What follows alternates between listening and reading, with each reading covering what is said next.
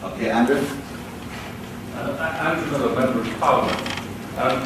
Two short questions, if I may. The first is, you'll be aware that in the field of research around ionising sources, one of the most difficult debates there has been determining whether there is a low level threshold to accept or not.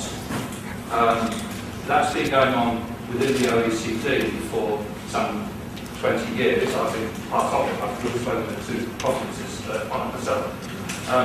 Yet you seem to rather rapidly have come to a determination that there is no low level threshold, safe threshold in this field. I'd like to see the scientific basis on which that decision has been arrived at. My second point is, in a sense, following on from the observation just now, we live in the Western world, in a world of electromagnetic sources, ranging from the vacuum cleaner, the washing machine, all the tools around our houses, fast-moving electric motors around us. How can you be certain that your American-based controls, living in that world, are genuinely controls? Would your science not be more credible if your controlled population were people who were not exposed to any of modern forms of electromagnetic source? If you can find them. Well, I mean, Africa, yeah. So that kind of experiment may just not be possible. Of course it's possible. Oh, you think that? Is it possible? Well, right now, I mean, I think that finding an area where you don't have information carrying radio waves is very difficult. You know, if you look at 50 years ago, we had radio waves, television signals, for example. And, you know, you'd have an antenna on top of a mountain that was carrying signals to the antenna on top of your house, and then it was hardwired. And what's happened with the information carrying radio waves with the cell phone is you brought those information carrying radio waves to the street. And there are virtually no areas where you have this technology where you do not have information carrying radio waves. And that is why we are so concerned. We have a paper coming out in about 45 days that draws a very strong correlation between exposure to information carrying radio waves and autism. And this will be the first paper that actually shows a mechanistic underpinning for that association. And our hypothesis there is that in the last 5 to 8 years, it is the high concentration of information carrying radio waves that is triggering autism in these young children who have a combination of genetic predisposition and a load of heavy metals that probably associated with vaccinations. And that when information carrying radio waves are triggering active transport channels shutting down, the metals get trapped inside the cells. And then you have the environmentally induced genetic change again that carries on to the daughter cells. We have clinical data that shows that when you take the electromagnetic radiation exposure away and you put these children through detox, very aggressive detox over a period of 40 to 50 weeks, that the heavy metals clear based on molecular weight. The lower molecular weight chemicals clear first, heavy metals, and then as the active transport channels open, you finally get mercury. And when mercury is eliminated, the symptoms begin to reverse. Andrew? What do you think of that? Well, I'm intrigued, but I still don't hear the answer because your controls seem to presuppose that any electromagnetic source that does not carry data is safe. No, I'm not presupposing that. Okay, so let me answer that. Up at in the ionizing radiation window, what we're assuming is that there is some threshold for clinical effects from ionizing radiation. because we're all exposed to ionizing radiation by background, lightning, radon, you know, that type of thing. So that our assumption there is that there must be some safe level that does not prescribe clinical disease, because we all don't have clinical disease and we're all exposed. So I'm talking about clinical, not talking about disease mechanism threshold, clinical. Same is true in the ELF window. We know that the mechanism of harm in the ELF window is direct magnetic impact, and that impact is at the gap junction level, and it disrupts intercellular communication as a first level pathology. So that we have an understanding, but in both of those cases you have thresholds, practical clinical thresholds.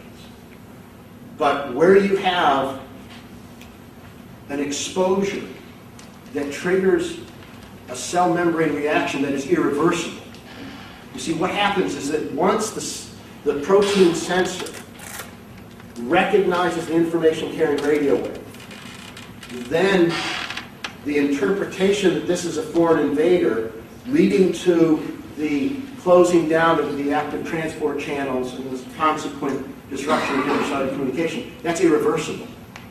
So that all you need is recognition to begin the process. Laurie Chalice, I'm chairman of the Programme Committee of UK's research in this area. I've been very interested in what you've had to say. One of my difficulties is that I understand that none of this has yet been published. You've given us a very detailed mechanism, and obviously that can be rather alarming. But we really need your work to go through the usual process of peer review, and then we can judge what we think about it. And we just can't really comment on it until we see that process. That's not disbelief, it's the normal scientific process. And I know, for example, on the, you obviously, if the work is published, we're going to be giving us some fairly revolutionary numbers. For example, I'm not at this meeting, but I've seen your presentations which are on the web, TV interviews you've given, and you've spoken about eye cancer. Now, there have been 3 published studies on eye cancer, as you know. 2 of them found nothing. The one by Stang in Germany in 2001 was done on 18 cases. They found what was something they said was significant, but the author said the limitations of this study are such that we can draw no conclusion from it. So the published work on eye cancer is showing nothing. Now, if you have work on eye cancer that disagrees with that, we need to see it. We need to know. So I think, as far as I'm concerned, I'm just waiting until I see it all through peer review, and then I have a judgment on what you said. I think it's very competent. And that's fair. You know, in the Safe Wireless Initiative, we're not about waiting. We jump out there so that we can help people. But your comments are fair. And as I mentioned this morning in our meeting, we have 6 papers now that are in various stages of process. Information on the cell membrane mechanism is in peer-reviewed literature. I mean, that's not my work. I'd love to take credit for it, but I can't. That's out there. The free radical work is out there. The intercellular communication work is out there. So don't make the conclusion here that we're just guessing. We're not guessing at all. What are you going to do about it, Professor Johnson? What research?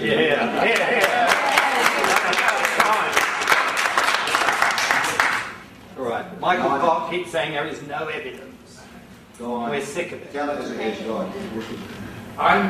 We have done volunteer studies, 6 volunteer studies, and they are, I hope all of them will be published by May.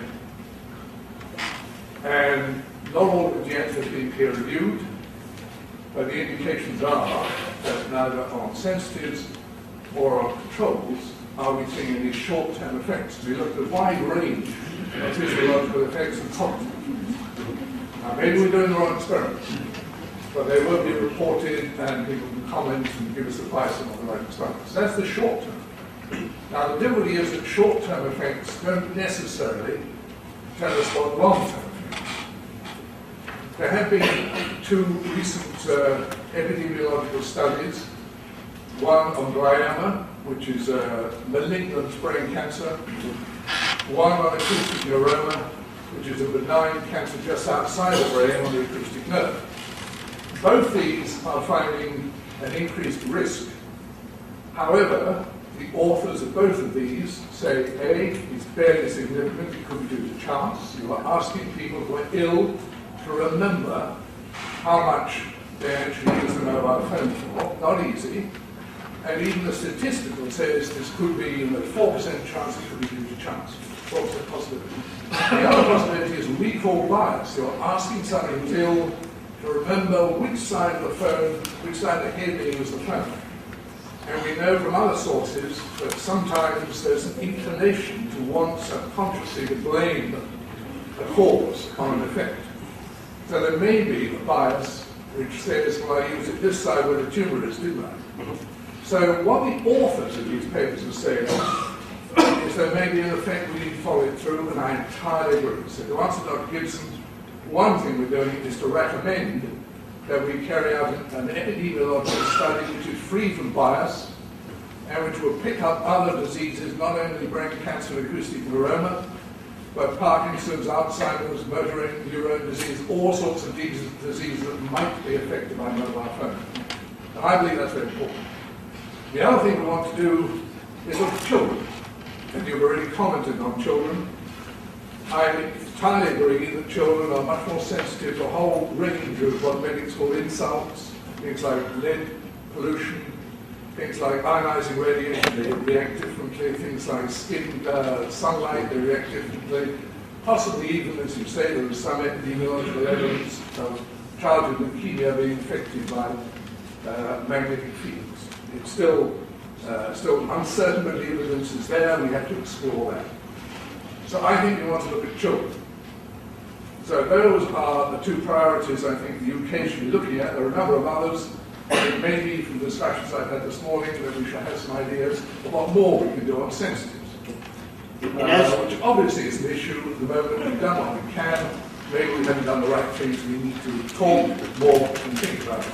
So to answer that, please, that's what we want to do. Where's the money coming from to do those kind of research? Well, we're looking for, we want, as we do with the DrGeorgeCar program, we want to have joint funding from government and industry with a file, as we did in the present DrGeorgeCar program. We tell sponsors, different government agencies, different industrial companies, broadly what we want to do. We can't expect them to fund things unless they do broadly what they want to do. Once they've signed the contracts on that basis, they have no role whatsoever to play in the choice of the programs, in the management of the programs, the publication of the data. We are completely firewalled from our sponsors, and both industry and government want it that way because people don't believe research is funded by either of the sponsors. So independent, yeah. We must be independent, and I think we are. Okay, yes.